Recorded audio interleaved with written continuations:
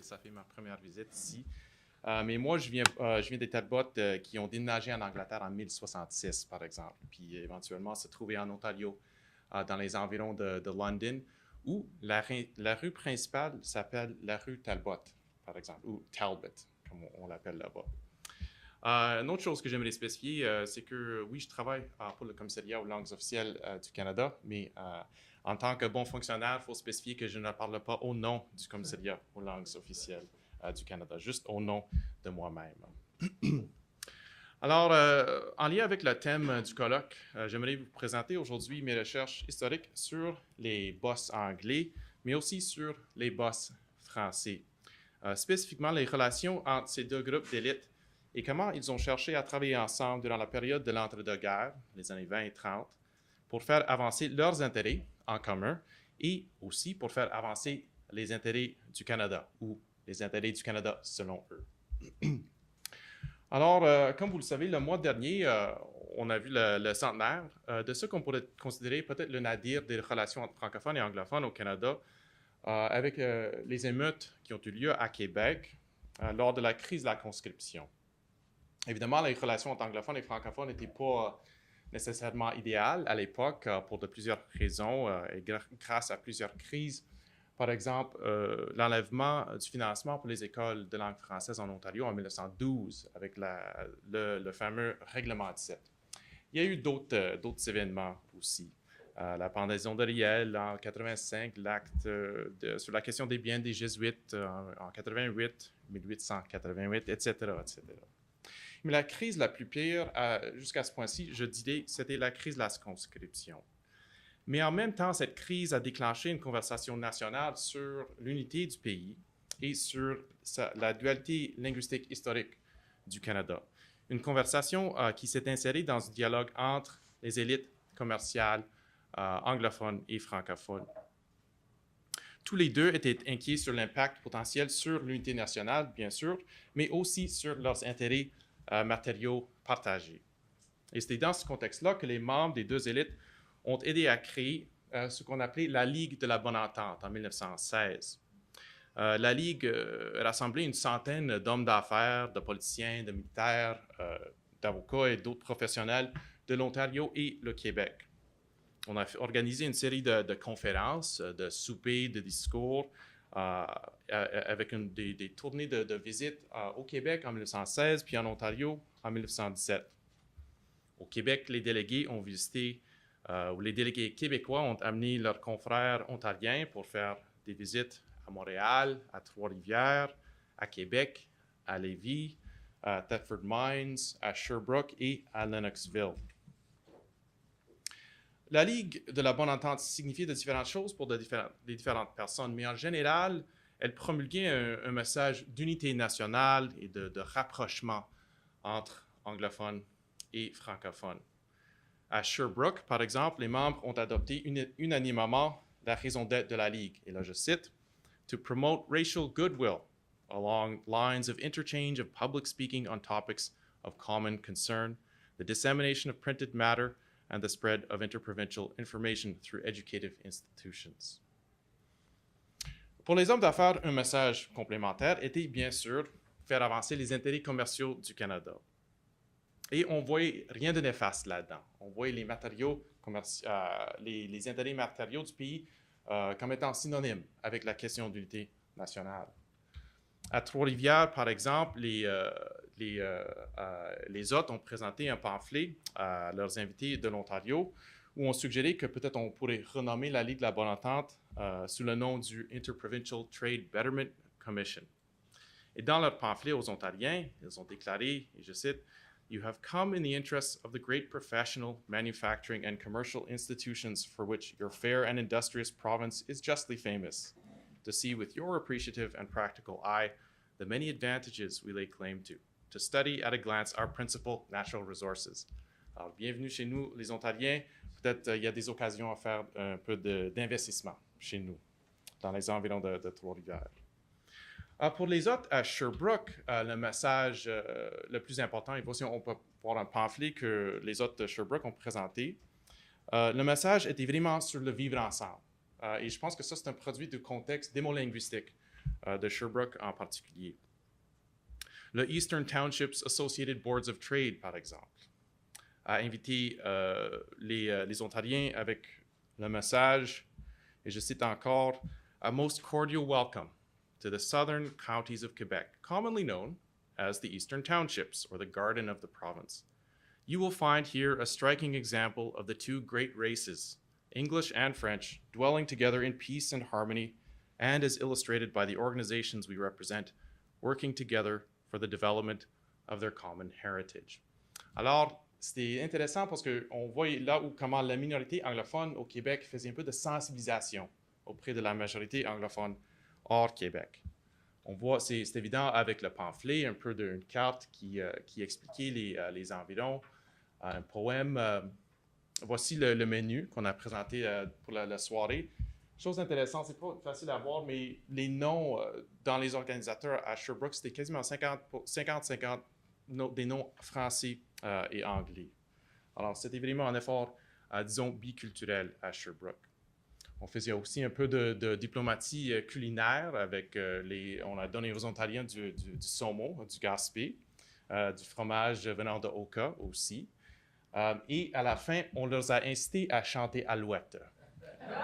Alors ça, c'est encore un peu de sensibilisation auprès des anglophones venant de l'extérieur de la province. Mais je trouve ça intéressant que les anglophones de Sherbrooke ont encouragé leurs homologues anglophones de l'extérieur du Québec d'apprendre un peu plus sur la culture canadienne-française. Le Montreal Board of Trade, un organisme qui était largement anglophone, bien sûr, mais avec un élément francophone important, était également enthousiaste avec la convergence des messages de rapprochement culturel et commercial. En fait, le Montreal Board of Trade a joué un rôle principal dans l'organisation des événements de la Ligue au Québec, en collaboration avec la Chambre de commerce de Montréal, qui était une organisation largement francophone de Montréal. Le vice-président du Montreal Board of Trade, Zéphirin Hébert, qu'on peut voir ici, un marchand respecté, était un joueur clé. Et selon lui, l'objectif était, je cite, "to demonstrate to the people of Canada and to the world at large the cordial relations of the two races which constitute the bulk of the population of this Dominion."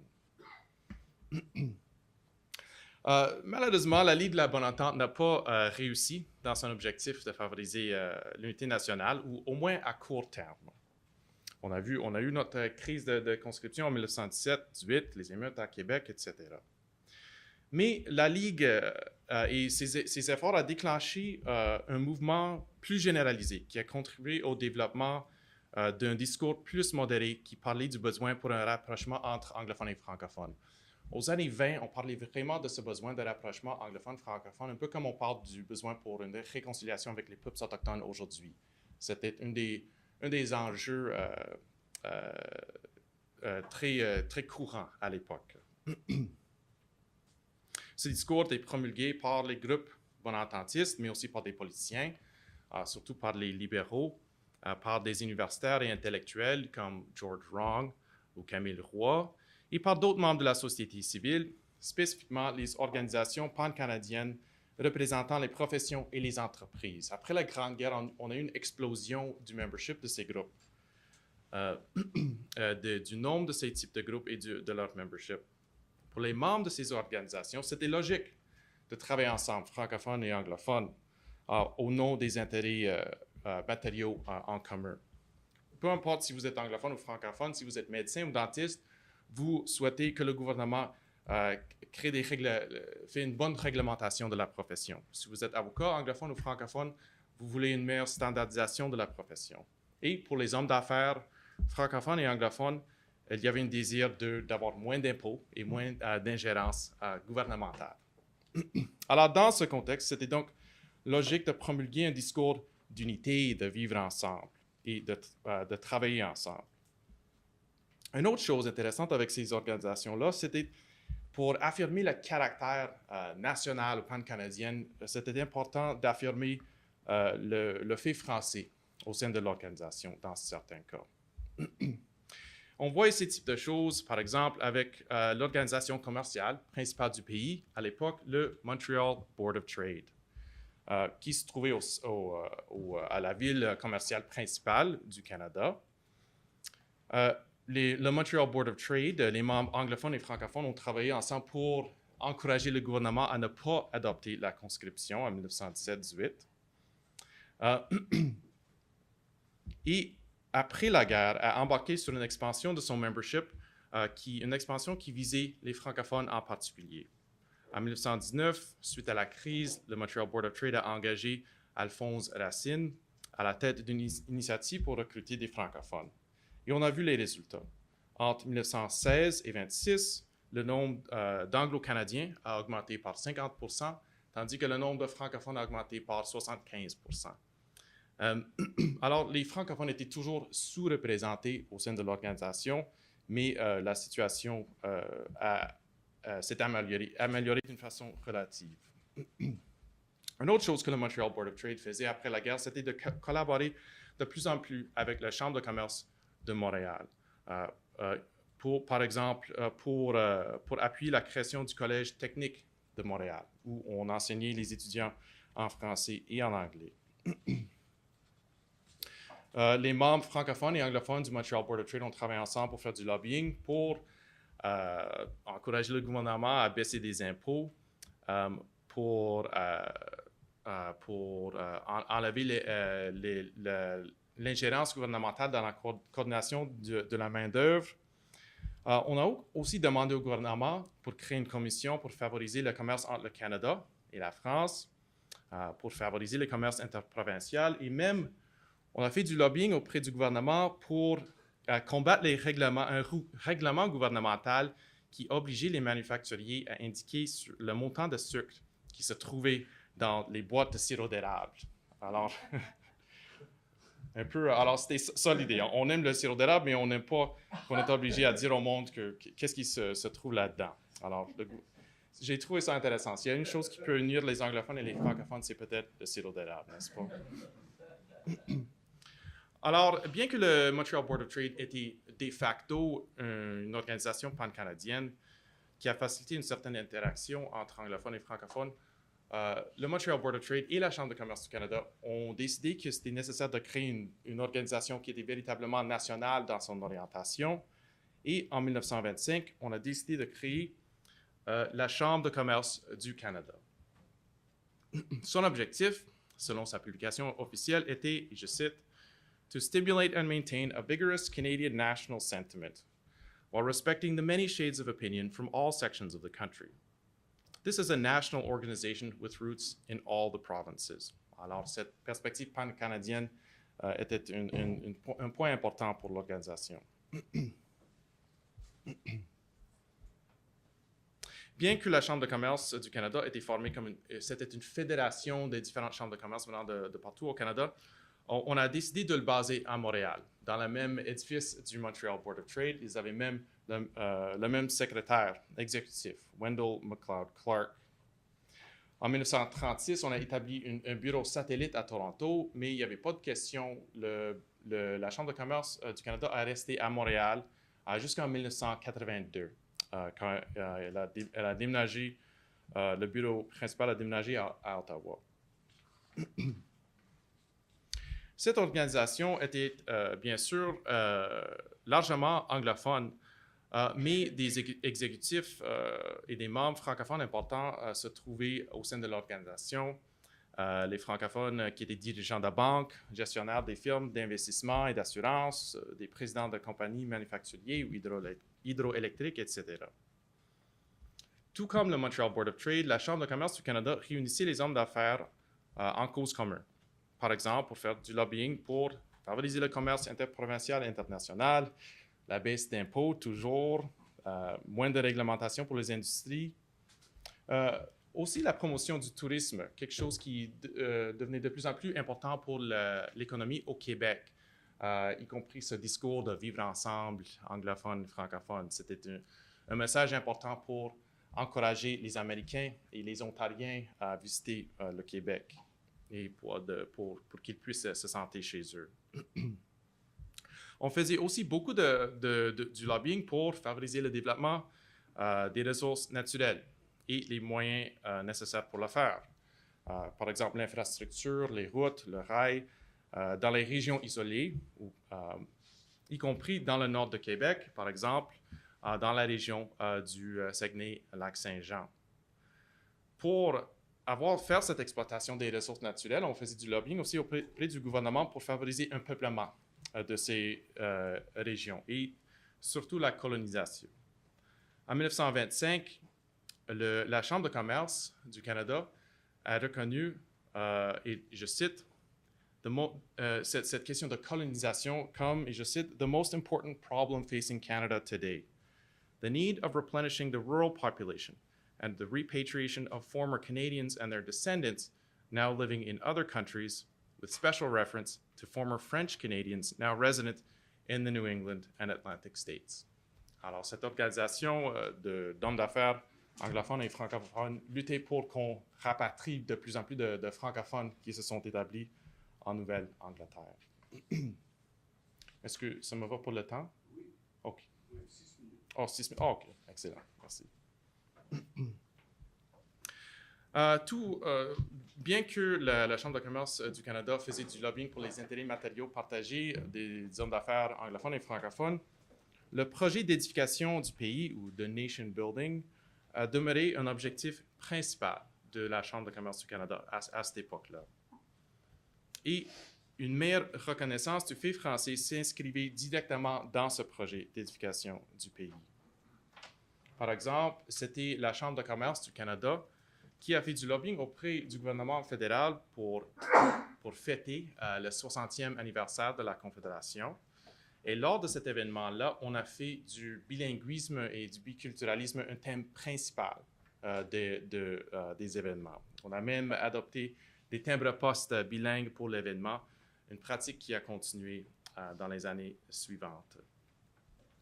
La Chambre de commerce du Canada a aussi fait appel au gouvernement fédéral pour créer une citoyenneté distincte, pour mieux enseigner l'histoire, et surtout l'histoire du Canada, y compris de la Nouvelle-France, aux enfants canadiens. Alors, quelque chose qui n'est pas nécessairement directement lié aux intérêts matériaux des hommes d'affaires de l'époque, mais ils se voyaient comme les personnes qui avaient une mission d'éducation du pays. Dans les années 30, la Chambre de commerce du Canada a créé une section distincte pour fournir des services en français à son membership. Ils ont créé un poste de représentant régional de langue française pour la province du Québec, qui a fait le lien et le pont avec les chambres de commerce francophones, qui a fourni des services et toutes les communications en français, qui a aussi fait le lien avec les chambres de commerce francophones venant de l'extérieur du Québec aussi. Et au milieu des années, et ça a marché, le membership québécois a plus que triplé dans quelques années. Et des associations francophones, comme j'ai dit, des autres régions du pays sont devenues membres aussi. Et aux années 40, on comptait plus qu'une centaine d'organisations qui étaient membres de la Chambre de commerce du Canada et une autre vingtaine qui représentaient les francophones du reste du Canada. Ces réussites modestes, en réunissant les anglophones et francophones, constituaient un point de fierté particulier pour la Chambre de commerce du Canada. Un point de fierté directement lié à sa mission d'édification du pays. Thus, the Canadian Chamber of Commerce, through this bilingual initiative, a déclaré son histoire officielle, lays a further claim to being truly a national organization. Alors, on comprenait à l'époque, si on veut faire semblant qu'on est une organisation nationale, il faut affirmer le caractère le bilingue du pays, ou au moins à un certain niveau, l'importance du fait français. Alors, qu'est-ce qu'on peut dire avec tout cela? Je pense que la convergence modeste entre certains membres des deux élites a été informée par et a contribué à un processus de rapprochement modeste entre certains éléments du Canada anglais et du Canada français. Et on a vu des mesures à l'époque, comme les timbres-poste bilingues en 1927, la 60e de la Confédération, la monnaie bilingue en 1936, le Bureau de la traduction en 1934, le Bill Lacroix en 1938, qui a reconnu à un certain niveau un service bilingue au fédéral. Ce n'était pas la loi sur les langues officielles, bien sûr, mais c'était pas rien non plus. Mais ces progrès modestes étaient importants dans le contexte du temps. Même l'historien Michel Brunet, un grand sceptique du Canada anglais, admettait que durant cette période, et je cite, « le bilinguisme réalisa de grands progrès. Les Canadiens, pour lesquels les luttes linguistiques ont toujours revêtu une grande importance, avaient obtenu des concessions importantes. Canadiens et Canadians étaient unis. » Ça, c'est Michel Brunet, ce qui est intéressant. En termes d'autres constats généraux, je pense qu'on peut, avec ces recherches, je pense qu'on peut peut-être dire que oui, les deux solitudes étaient séparées souvent par les différences de langue, de culture, de religion et de classe. Mais pour cette dernière, ce n'était pas nécessairement toujours le cas, même avant la Révolution tranquille des années 1960. Le boss anglais, par exemple, avait peut-être moins en commun avec son homologue d'affaires. Le boss anglais, par exemple, avait peut-être plus en commun avec son homologue d'affaires, le boss français, et il avait peut-être moins en commun avec son homologue de race, c'est-à-dire l'ouvrier anglais. Et c'est pourquoi, là où l'occasion se présentait, les boss anglais et français ont cherché à travailler ensemble pour faire avancer leurs intérêts en commun. Un autre constat que je peux faire, c'est l'importance... je conclus ma présentation. Merci. Un autre constat que je peux faire, c'est que ça souligne l'importance du communauté anglophone du Québec pour faire le pont entre la majorité francophone du Québec et la majorité anglophone du reste du Canada. Et on a vu ça surtout dans les villes biculturelles qui étaient des lieux de rencontre, comme à Sherbrooke, pour des raisons historiques et démolinguistiques, et aussi à Montréal, puisque c'était le capital commercial et identitaire des deux Canada, anglais et français. Il n'y avait aucune question, par exemple, que le Montréal était, comme la presse le disait, la métropole du Canada. Merci.